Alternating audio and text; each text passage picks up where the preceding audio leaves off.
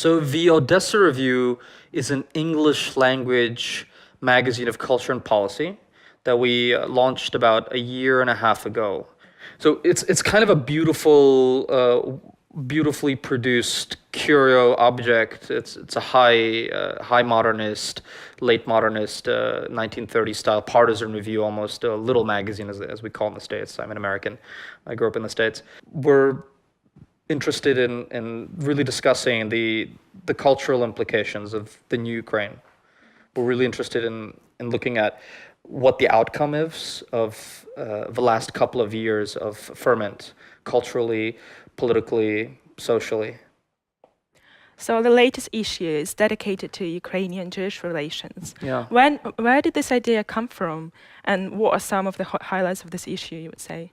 So I'm really proud of this issue. We've been working on it for a long time with our friends and partners in the Ukrainian-Jewish encounter. And, it's an extraordinarily important issue, first of all, to me, because I am the grandson of Ukrainian Jews. Two of my grandparents were born in Ukraine, in Chernivtsi and Khatinsk. The other thing is that I made my way in American journalism in a few things. I was a book reviewer, and I did other sorts of long-form journalism, quote unquote long form. And so I was always reporting on the Ukrainian-Jewish relationship, which is extraordinarily interesting, extraordinarily important also, because it's a microcosm of lots of issues having to do with history and ideology and the construction of a nation state. Yeah, and what would you say are the highlights of this specific issue? That last part, yeah. So I think it's a really, really, really special issue, and we worked on it very hard. We have 4 or 5 pieces, I think, in it, which are world-class, really excellent. We have something by Timothy Snyder. He gave a speech in the Bundestag about Germany's relationship to the Ukrainian state and Germany's relationship to Ukrainian memory. That's a very special thing. We have a very interesting article by Shimon Redlich, a Holocaust survivor and one of the great experts on the Holocaust, and it's about his relationship to the legacy of Sheptytsky. So that's a fantastic piece. We have a really good piece by a really interesting American-Israeli scholar by the name of Olga Gershenson.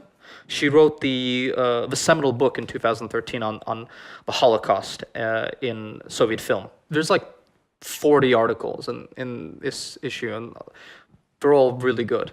Some are better than others, but they're really good. Okay, so you've spoken a lot about Ukrainian-Jewish relations already, but what would you say were the biggest challenges over the last years? Well, so Ukrainian-Jewish history is actually 1,000 years long. People don't know this, but Ukraine, or the lands that make up contemporary Ukraine, constitutes the cradle of Ashkenazi Jewish civilization.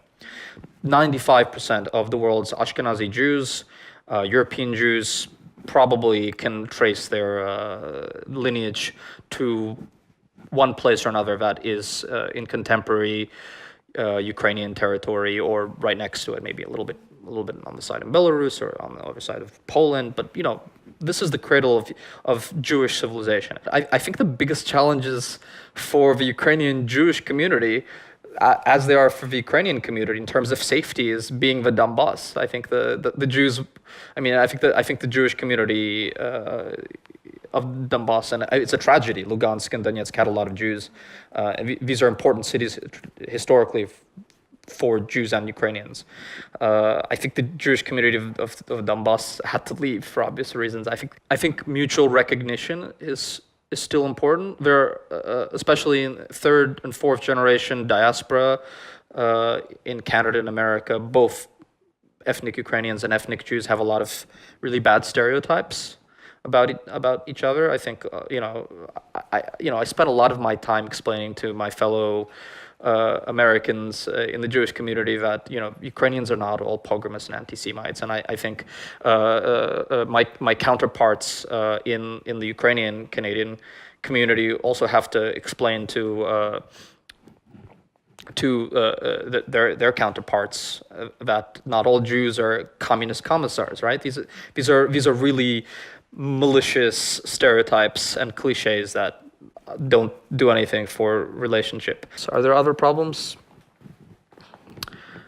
You know, there are really no issues with being a Jew in Ukraine, just like there are no issues of being an ethnic Russian in Kiev or Crimean Tatar or in Lviv. You know, it's a very tolerant country. It's a model for post-Soviet decommunization. This country. So that's why I live here.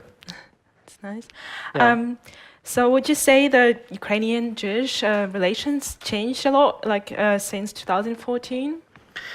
In this issue, I have a couple of articles dealing with that. First of all, we reprinted Vitaly Portnikov's famous essay from March 9th or 10th of 2014, a week after the Maidan. He penned this article saying that this basically shows that you know Ukrainian Jews are part of the birth of the Ukrainian political nation. You know, there's something to say about the fact that many Jews here of post-Soviet culture were Russian speakers, and one reason for that is that simply the Jews of Bukovina, the Jews of Chernowitz were wiped out. Right, there were 140,000 Jews in Lviv before the Nazis got there. Right, there were 11 after the Nazis were kicked out of Lviv. Right, Hitler destroyed internally the demographics of the balance between Ukrainian and Russian-speaking Jews. I mean, simply because of pressure for Soviet integration, Soviet assimilation. Some Ukrainians thought that Jews made a decision to become Russian speakers, but it's not quite the case. The reason I'm talking about that is that Portnikov made a case in March 2014 that the Ukrainian Jews were now becoming full-fledged members of the Ukrainian political nation, right? And that's the answer to your question.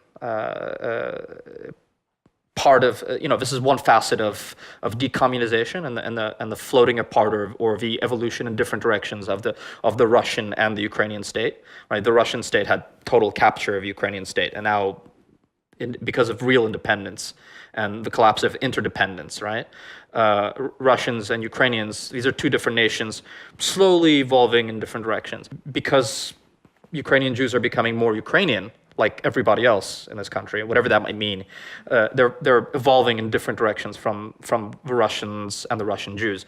And so that's what happened in 2014. That's the new thing that happened. Is that a good thing or a bad thing? That's a natural process. That is a natural process. You should be a patriot of the state you have a passport from, right?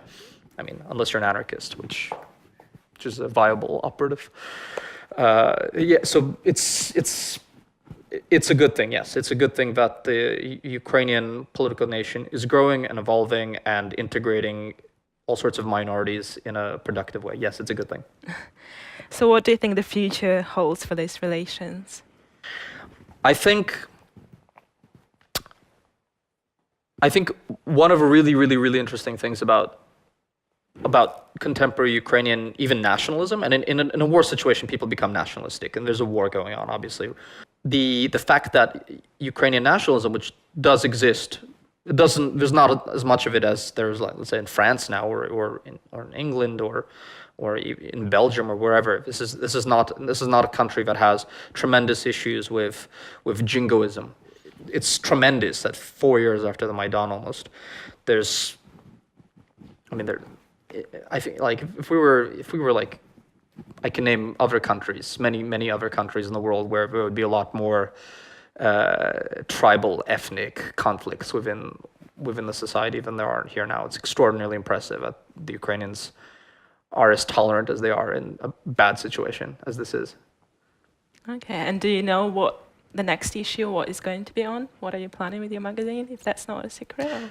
You'll have to wait and see. But this relationship, it's extraordinarily important. Jews and Ukrainians lived on the territory of Ukraine for hundreds of years, 1,000 years, and their cultures mingled and intermingled and commingled and did all sorts of other mingling type activities, and fed off each other. And it's an important thing. And so I'm very proud of this issue, and I'm very proud of taking part in those historical debates, which I think are very important. Okay, thank you very much, Vladislav. Thank you so much for having me.